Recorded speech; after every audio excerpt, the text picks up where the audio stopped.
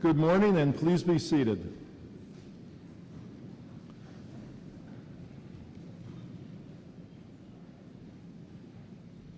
Welcome. I'm Kelly Brownell, the Dean of the Sanford School of Public Policy. I would like to welcome all of you, graduates, family members, and friends, to this celebration of the Sanford graduate class of 2018. This morning we are honoring three groups of students: Master of Public Policy students, Master of International Development Policy students from 22 nations around the world, and 7 PhD students, altogether more than 130 graduates. This year I feel especially in tune with our graduates who are ending one chapter and starting a new one, because I'm doing the same thing. After serving as Dean of the Sanford School for 5 years, this is the last time I will preside at graduation. I'm stepping down as Dean to focus on directing the school's new World Food Policy Center.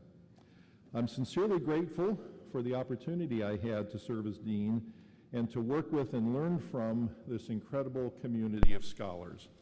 The Sanford School prides itself on being a place where facts and clear thinking guide collaborative action, a place where both intellectual rigor and creativity are important. These graduates have done a remarkable job of putting these values into practice. They have been actively involved in the Durham community and in important national and global events. Take, for example, an effort known as Leaders for Political Dialogue. If you are tired of the level of conflict and unpleasantness in the public arena, you can take heart. Today's graduates are already working on this problem. The organization they form brings together students from Duke, University of North Carolina State University, and North Carolina Central University. It works to give people the ability to discuss conflicting viewpoints on different topics with genuine curiosity and respect.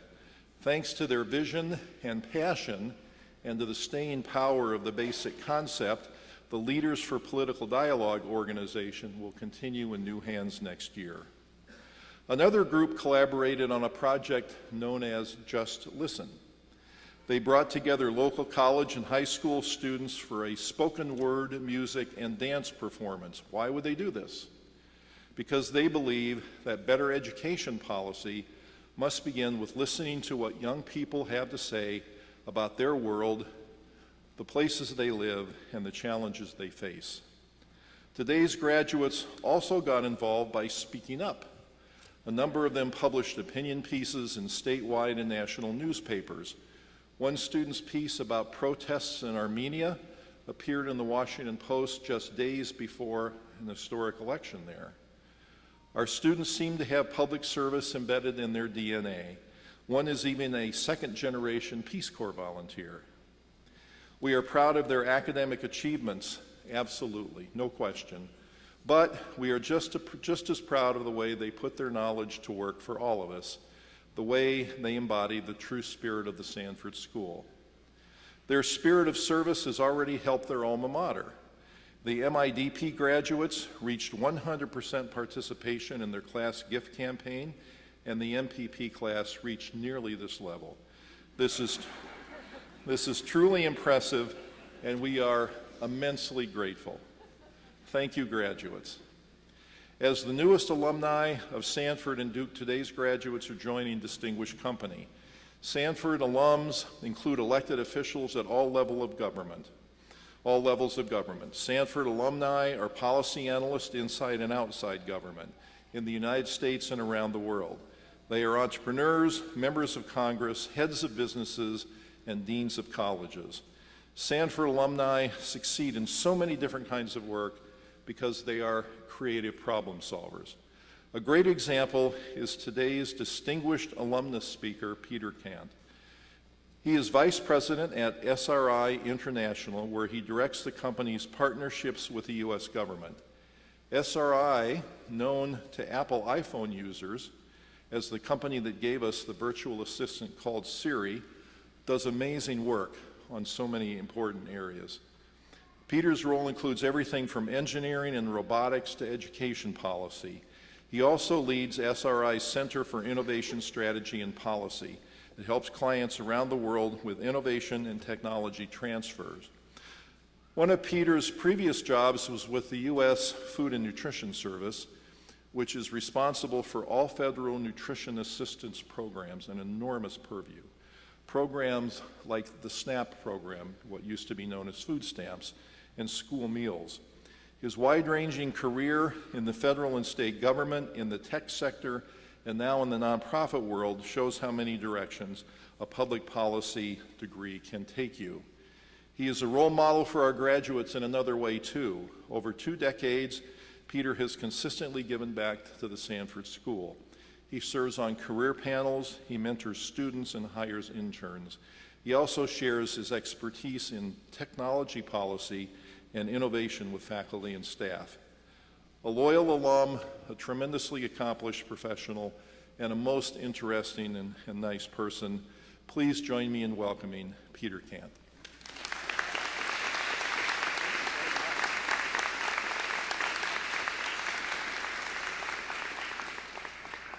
Well, after that introduction, I'm not going to speak, because I can only ruin it from there.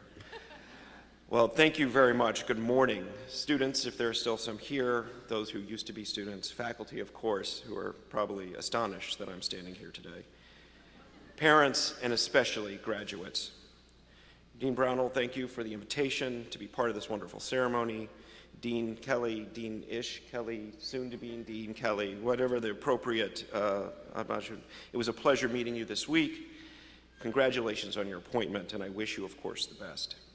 Graduates, thank you most of all. It's truly an honor to join you today as you celebrate and look forward to whatever is next, which I hope starts with a real rocking party tonight. It's funny, 22 years ago I stood here. Well, not here. I was over there on a lawn. It was hot.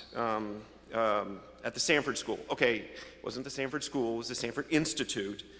And we only needed one building to be smart, but I digress. I see many of you have family here with you, whether you wanted them or not.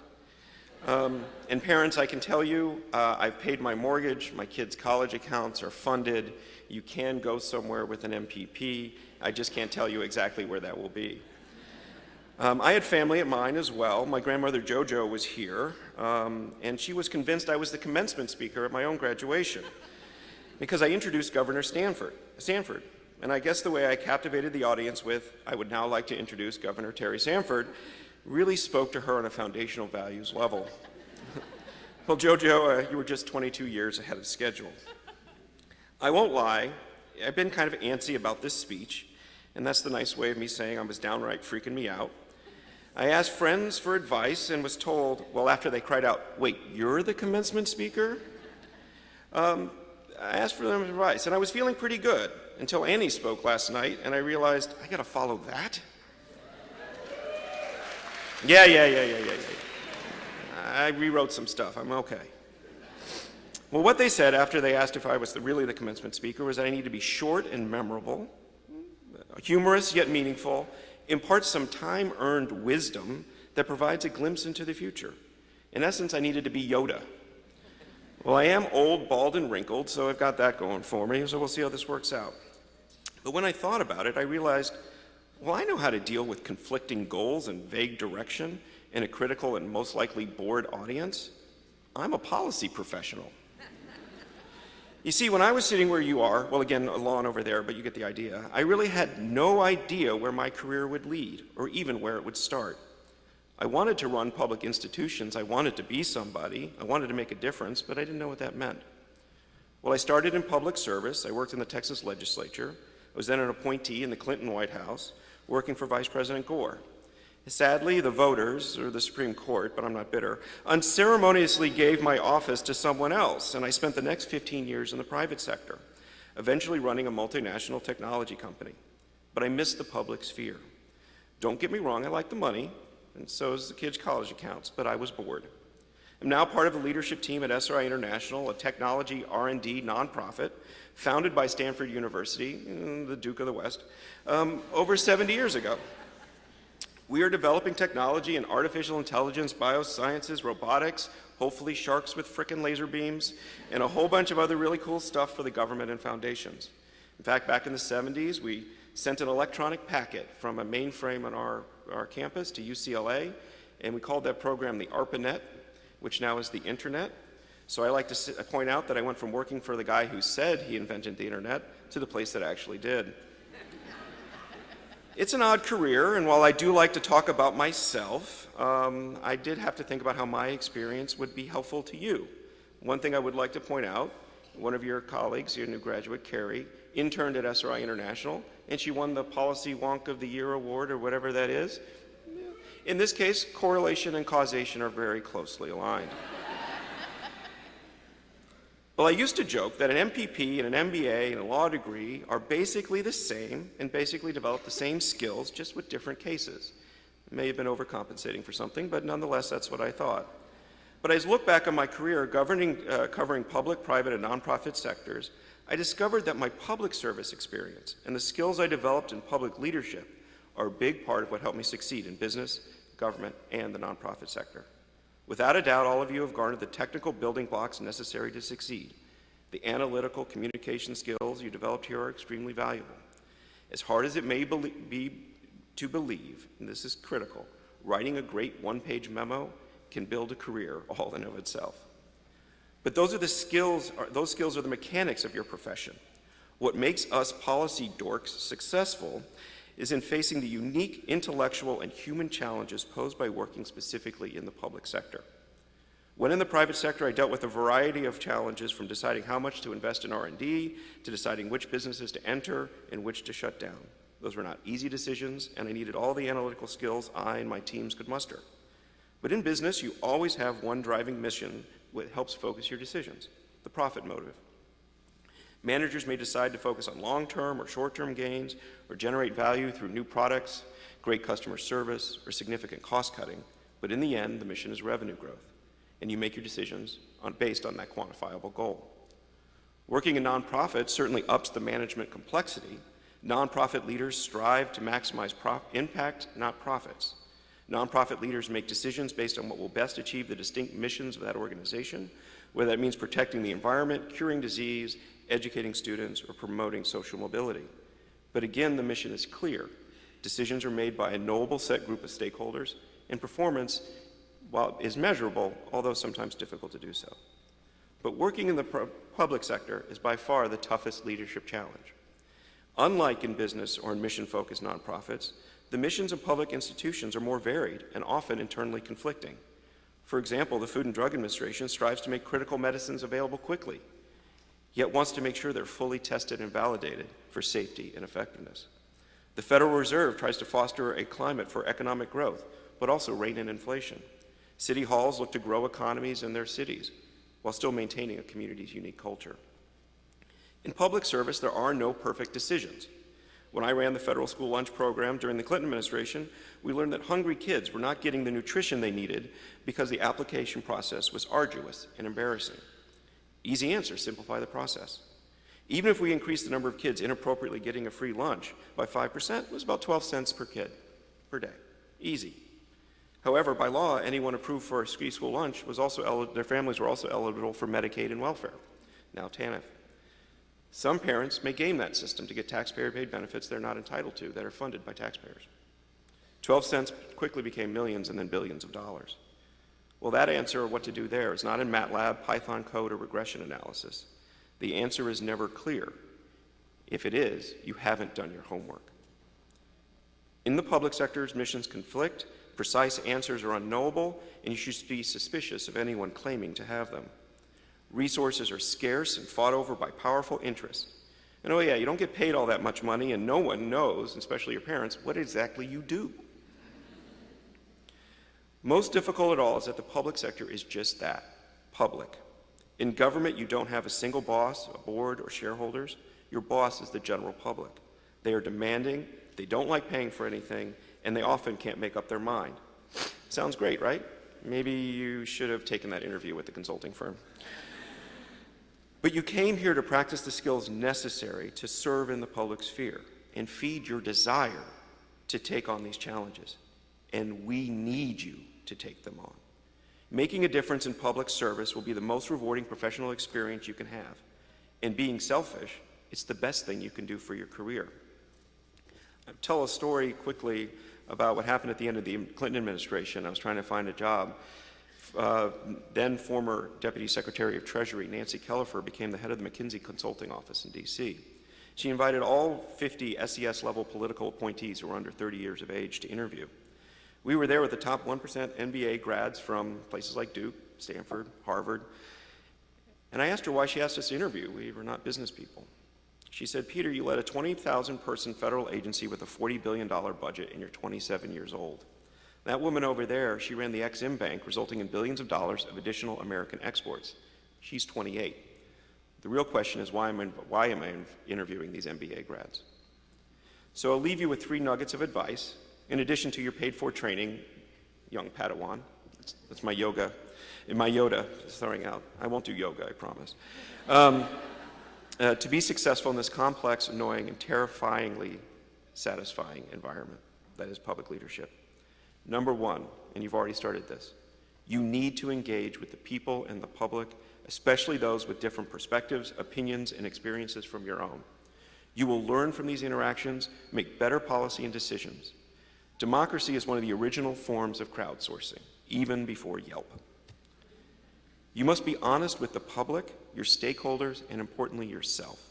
As difficult as some news may be to hear, you need to recognize that public policy is public policy. You are playing with other people's money they have no choice but to give to your stewardship. They deserve the real truth and your honest effort. You have to be honest with yourself. Have you really thought about the assumptions that you're making, and can you test them? And finally, this is the toughest part.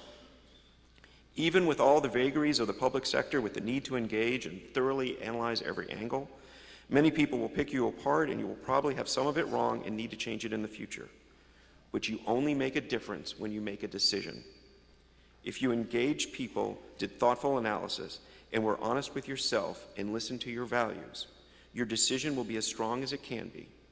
The difference between an analyst and a leader is the willingness to make that decision, and just as importantly, the willingness to change it in the future. Thank you very much for inviting me to be here. It truly is an honor. I congratulate you on your accomplishment. Remember, you came to policy school to follow a passion.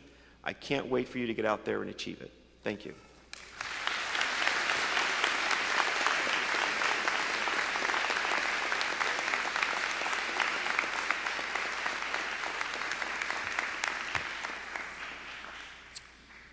Now we will honor our MIDP graduates. Please welcome the Director of Graduate Studies for the Master of International Development Policy Program, Corey Krupp.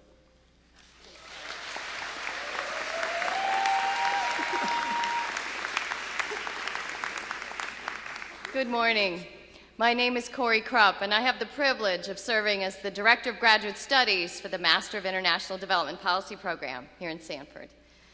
We have a stellar group of graduates this morning. There are 40 graduating fellows from 20 different countries, and they have an average of 9 years of international development experience. So this is a mid-career program for development practitioners from all over the world. Many of our fellows will return to their home countries where they will apply the knowledge they gained while here at Duke. They will work for the government or for an NGO. Others will move on to new jobs instead of returning to the ones they left. They may work in international development organizations, nonprofits, or they may continue to stay in the US or other countries for additional training. We are very proud of all of you and what you've accomplished during your time here, and we are grateful for what you've given to us. Remember, you need to stay in touch with each other and with us. And with that, let us have the 2018 MIDP graduates stand and be recognized for their degrees.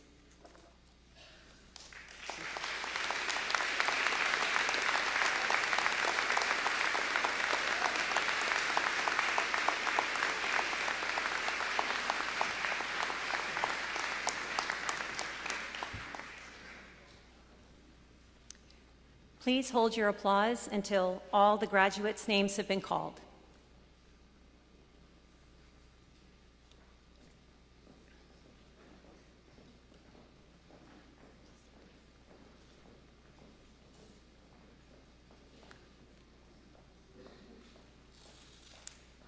Parviz Akhmadov, Azerbaijan.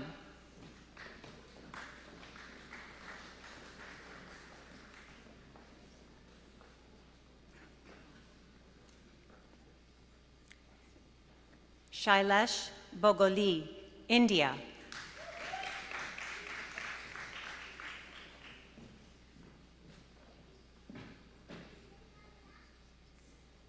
Dorian Byzerkayev, Kazakhstan.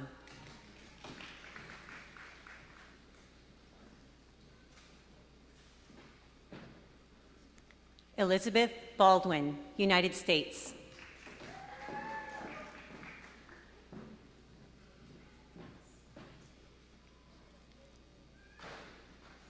Tasha Beaumont, Australia.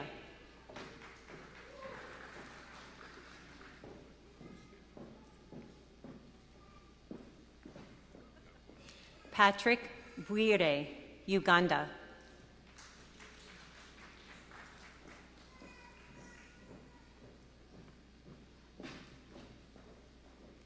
Chao Chen, China.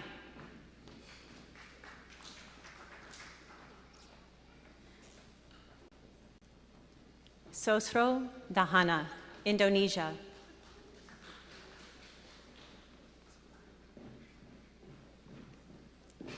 Drilona Emrulahu, Kosovo.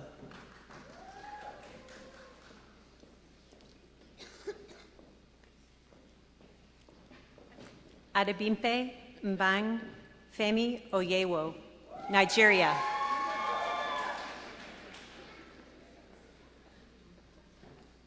Saurabh Gaur, India.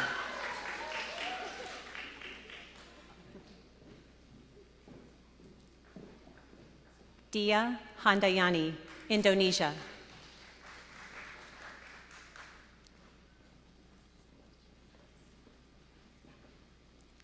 Edison Yakurti, Kosovo.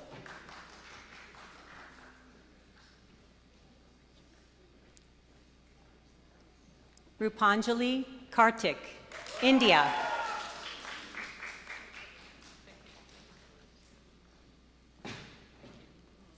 Raha Kadami, U.S., Iran.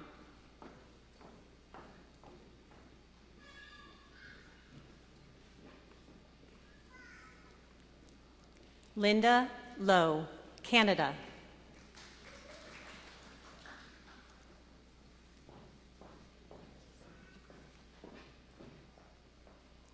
Ryan Nugraha, Indonesia.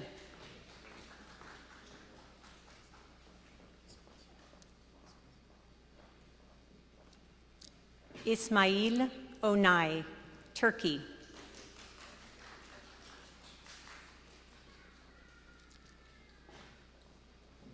Ahmad Lais Osman, Afghanistan.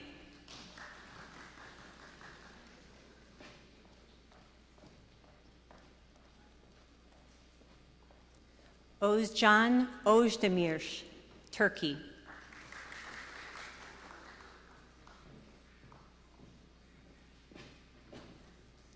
Allegra Pinedo, United States.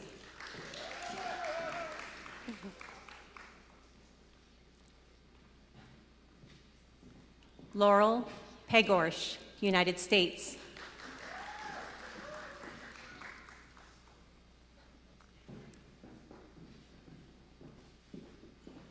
Odette Rouvet, Mexico.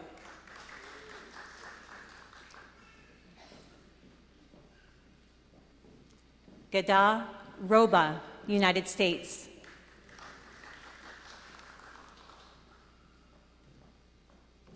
Tatsuro Sagawa, Japan.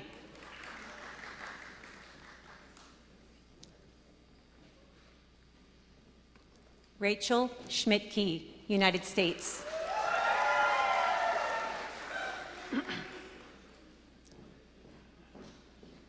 Rajkumar Dinesh Singh, India.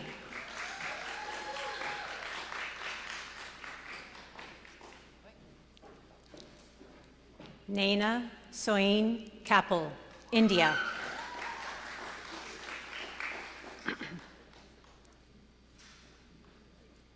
Ji-hyun Song, Republic of Korea.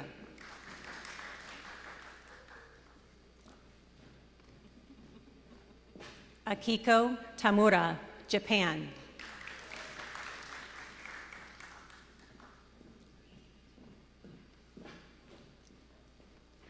Daniela Teixeira Schirmer-Horn, Brazil.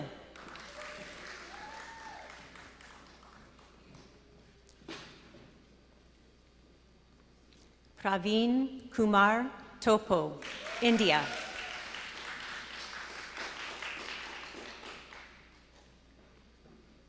Serkan Udgar, Turkey.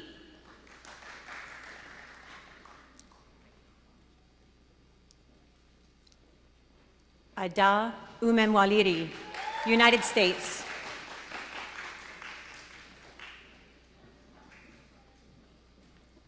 Ramel Watson, Liberia.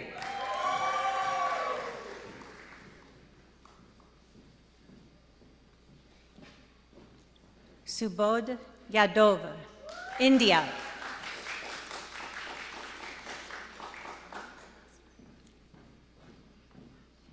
Sotiri Yu, Cambodia.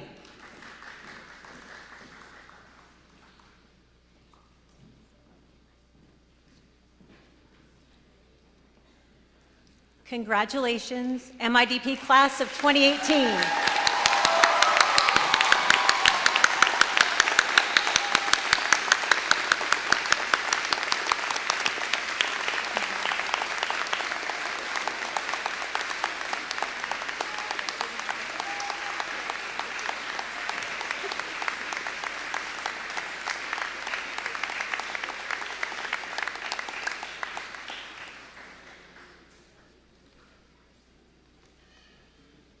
Congratulations to the MIDP graduates. Now we will honor the MPP graduates. Please welcome Director of Graduate Studies for the Master of Public Policy program, Mac McCorkle. He will award diplomas.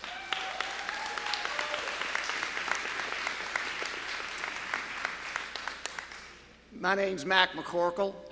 It's been my privilege and honor for the last 6 years to be director of the Masters of Public Policy program. This year we're graduating 64 strong in the MPP program. They come from all kinds of sectors and all kinds of places. We have representatives from the military, from Peace Corps, from classroom teaching, from state, local, and federal governments, from nonprofit, from the business sectors. They come from almost every state and nation, every state and overseas. And yes, the rumor is true. We actually have a number of outstanding Tar Heels from that place down the road that we've accepted. But they've all come here to be part of Terry Sanford's, one of his outrageous ambitions. He had a lot of outrageous ambitions for the state of North Carolina and for Duke University. And one of those was to have, within a few decades of his conception of it, one of the top programs in public policy in the nation and in the world. And that has been achieved, and this class is certainly part of that outrageous ambition. His ambition was for our students to be highly competent, but also highly compassionate, to do well, but first and foremost, to do good. So also, I want to take a point of personal privilege because this is my final rodeo here with the MPP program. And I do think my point of personal privilege is especially poignant because my first job in North Carolina was with Terry Sanford when I was 2 years old in 1981. And I always think that he would get a great kick out of thinking that I was the director of his MPP program. He might have wanted to have talked to Dean Cunningham and Associate Dean Frankenberg before they made the decision to give them some background on me. Thank God he wasn't around to do that. That probably would have ended the deal.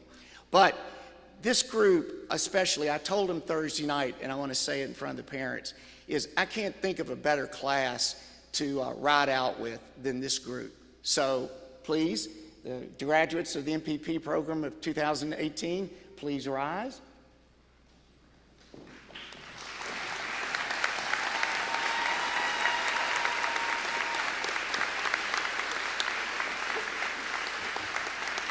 Good morning. Didn't y'all think when he said, I'm Mac McCorkle, that he was going to say, and I'm running for president? Didn't y'all think that? I'm the Director of Career Services for the program, and I want to assure all you parents that your kids are going to change the world, even if they're living in your basement. But I definitely have had a really good time, and I feel like it's a real honor to work with this group. Ready? DeMarcus Regine Andrews. Ashley Nicole Arnold.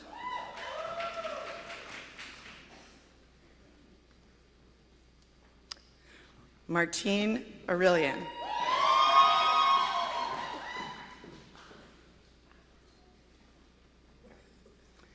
Tunmaita Bunsel.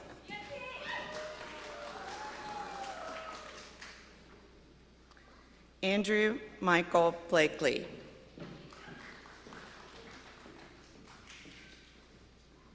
Catherine Louise Blandford.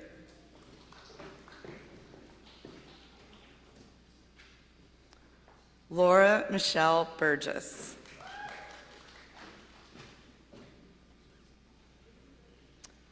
Prerna Chowdhury.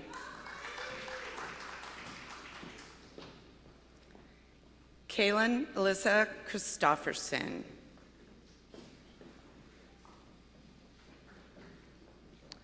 Jack Zara Chuchin.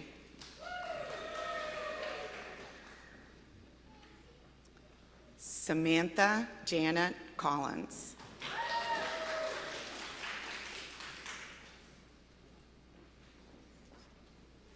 Carrie Louise Condon.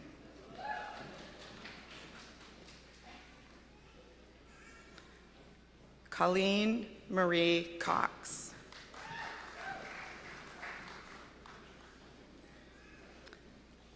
Adam Joseph Kuchara.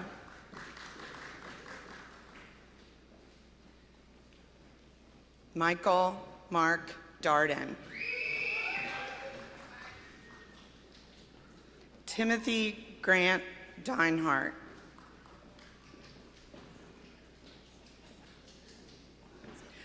Patricia Ann Donahoe.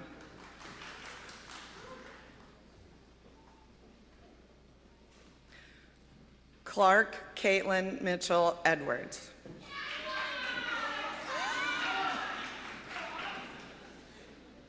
That was your mom, right?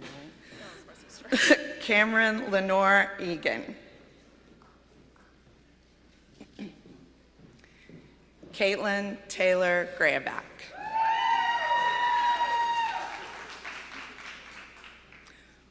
William Henry Halterman III.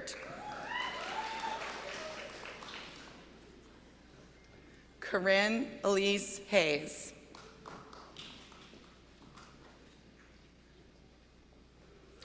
Jessica Ann Jenkins. Emily Rose Job.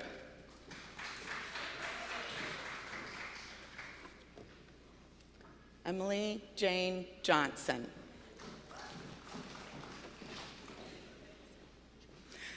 Tiffany Nicole Johnson La Puebla.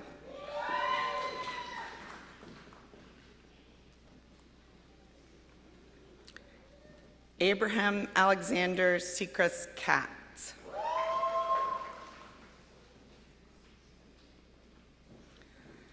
Sarah Bahark Katami.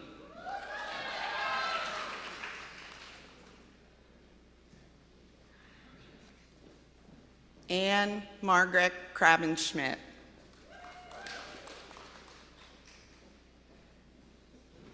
Mark Joseph Kubachik.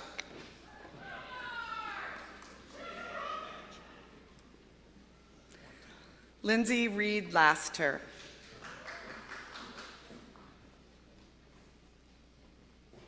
Yusuf Majjoub.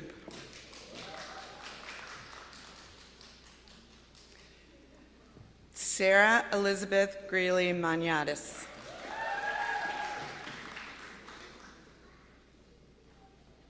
Owen Patrick McClellan.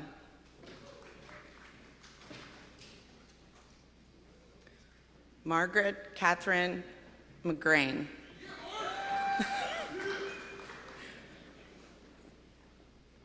Rachel Lynn Miklas.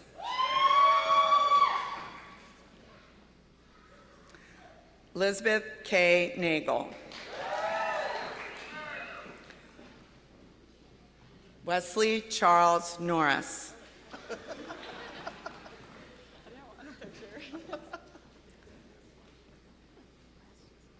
Brian Matthew Orlowski.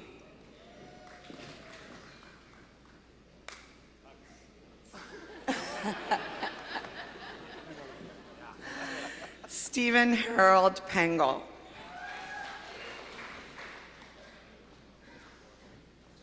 Sankat Ramesh Patel.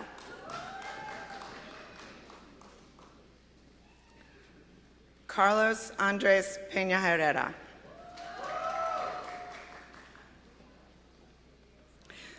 Tu Min Pham.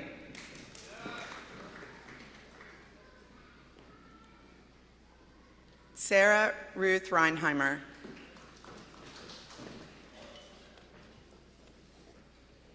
April Dawn Reyno.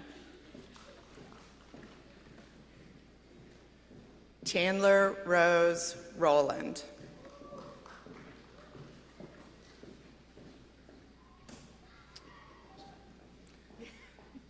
Mary Therese Repka.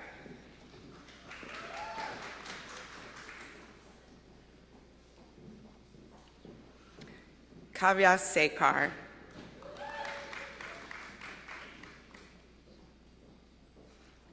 Lavanya Singh.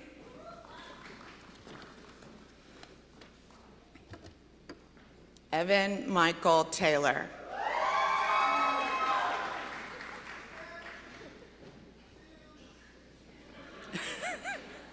Sarah Louise Thielen.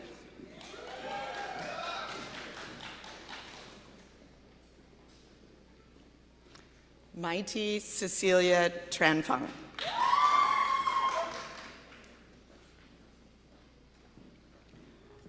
Christine Joy Varghese.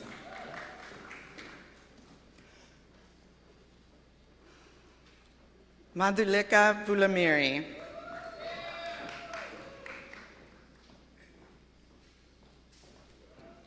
Lu Wang.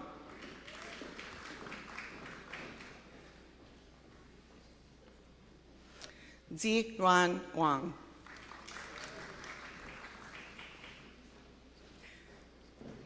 Vincent Anthony Whalen.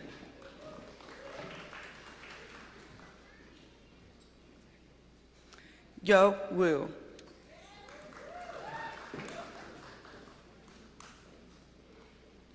Oh shit, I don't know who that last person is. Luna Yang.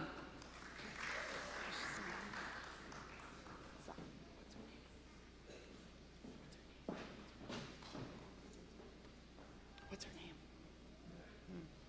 I don't know her last name is Zong. Aubrey Zong. Sorry, I forgot your first name.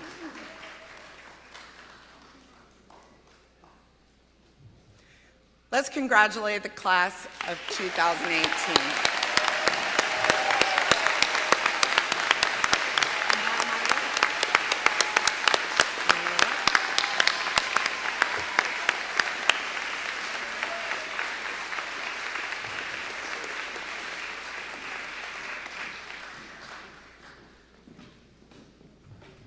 Congratulations to our MPP graduates. Now we will honor the PhD graduates. Please welcome the Director of Graduate Studies for the PhD program, Seth Sanders.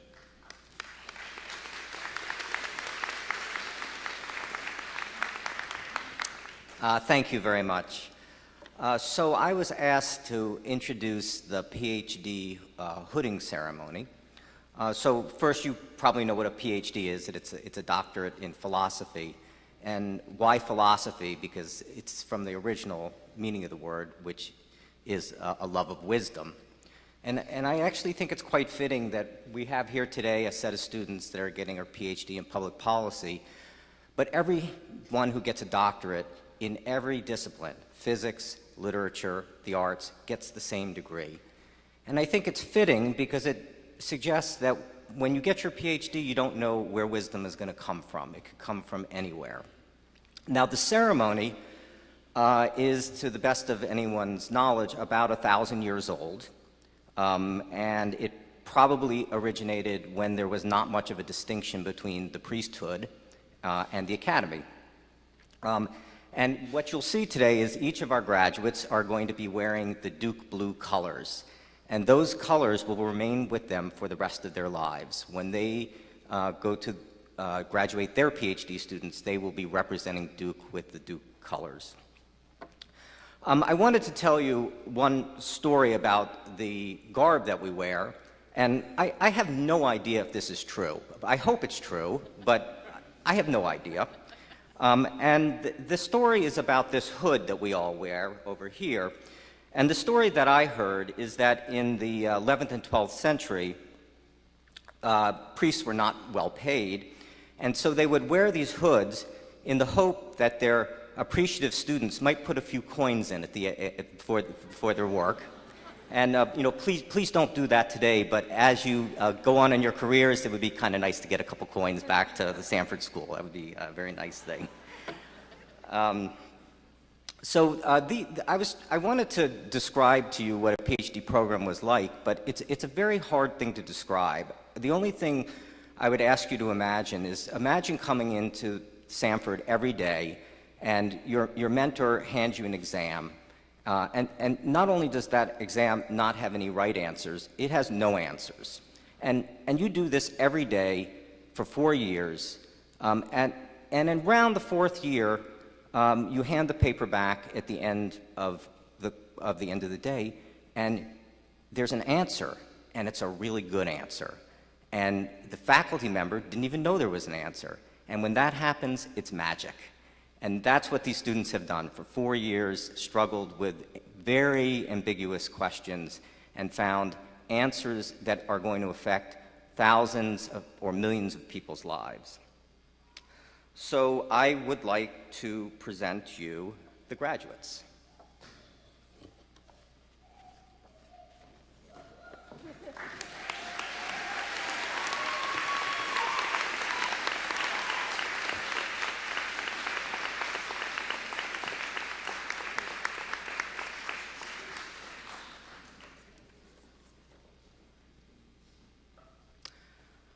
Our first graduate is Mercy DiMeno. Mercy's dissertation is entitled The Politics of Regulatory Policy Making, Regulatory Policy Process, 3 Essays on Governments, Markets, and Effective Regulatory Governance. And her advisor is Fritz Mayer.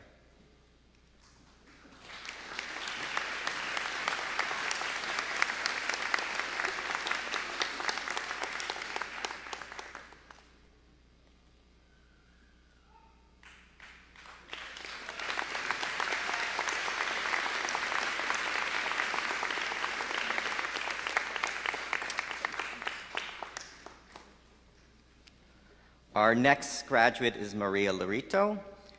Maria's dissertation is entitled Economic and Demographic Effects of Infrastructure Reconstruction After a Natural Disaster, and her advisor is Elizabeth Frankenberg.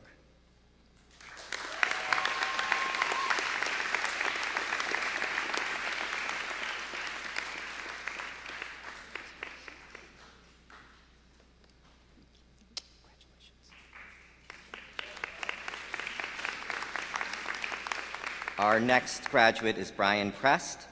His dissertation is entitled Essays in Energy and Environmental Economics, and his advisor is Billy Pizer.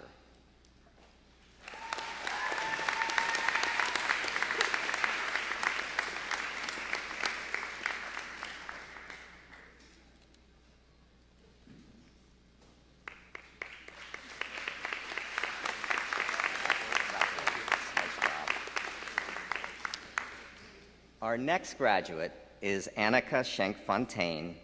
Her dissertation is entitled Growing Up in the Face of Economic Hardship, the Effects of Job Loss, Material Deprivation, and Financial Stress on Children and Parents.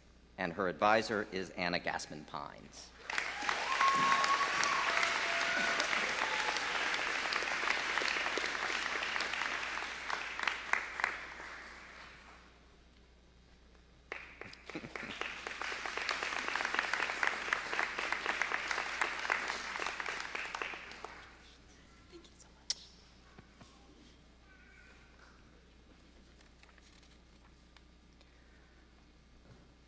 Our next graduate is Puneet Shahal, and her dissertation is entitled Medicaid Managed Care Programs and Healthcare Markets, and her advisor is Frank Sloan.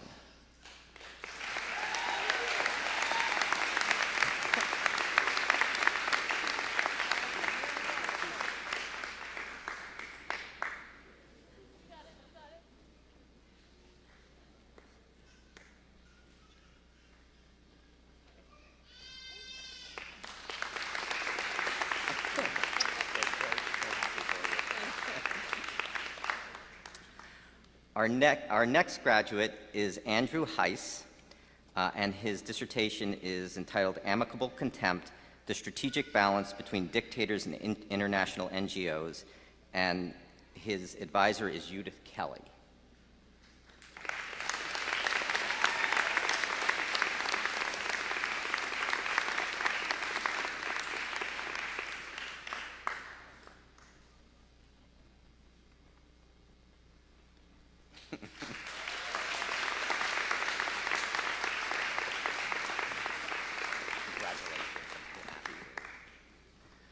There is one more graduate who is not here today, Danielle Vance McMillan.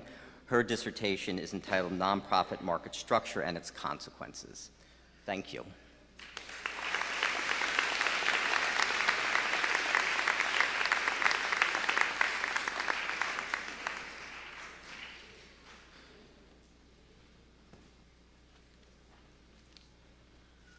Congratulations to the PhD graduates. Finally, we have one more announcement, a faculty award. The Richard Stubbing Graduate Teaching and Mentoring Award was presented last weekend. Students who nominated this year's winner described her with words like these: her guidance, kindness, care, and engagement with my work has been a phenomenal experience for me.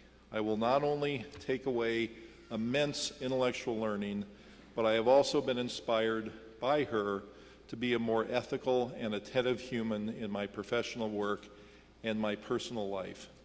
This year's winner is Professor Catherine Admey. Please join me in congratulating her.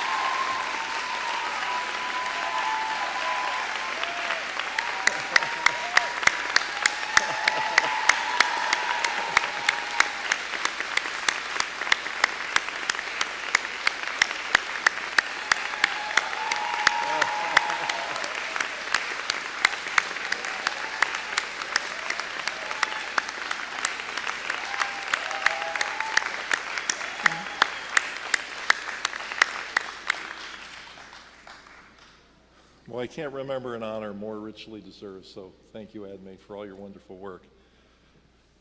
With that, we close. Thank you, everyone, for joining us for this most happy occasion. Please join the rest of the Duke community for commencement tomorrow morning in Wallace Wade Stadium. And please join us for a reception at the Sanford School immediately following this. Congratulations to all the students who have just received their degrees. You make us happy, you make us proud, and you give us hope. What a gift that is for us. So let's please congratulate the class of 2018.